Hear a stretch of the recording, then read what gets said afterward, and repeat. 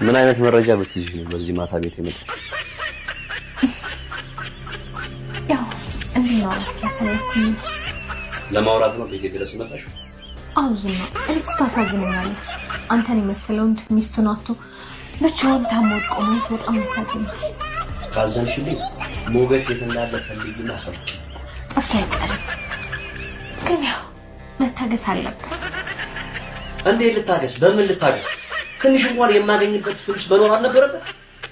አየበትና ግን አንተን በጣም ስለሚፈሩ በጣም ጀግና እንደሆነ ስለሚያውቁ ጉድጓድ ቆፍረው ተደበቁ። ግን አሁን ሲጨንቃቸው መውጣታቸው አይቀርም።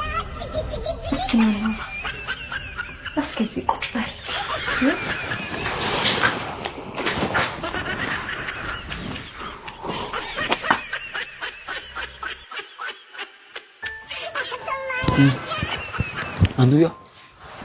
አንዱ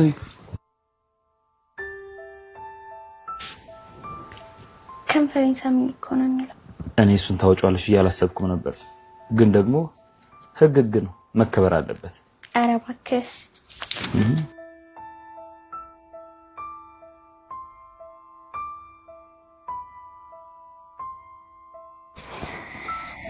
ይሄም እኮ እንደዛው ነው የሚለው። ይሄ ታምር መሆን አለበት። አይሽ በቃ ፈጣሪ እንድስሚ ሁሉንም ወረቀቶች በአንድ ጽፍ ቀይሯቸዋል ማለት ነው። ተው እባክህ እንዴ እሱ አይቻልም። እሱ ማንበብ አይቻልም። እስኪ ስላልሽናት ንገረኝ። ከምን ማወቅ እፈልጋለሁ። ቆይ እንዴት ነው ያደግከው? እስኪ ንገረኝ።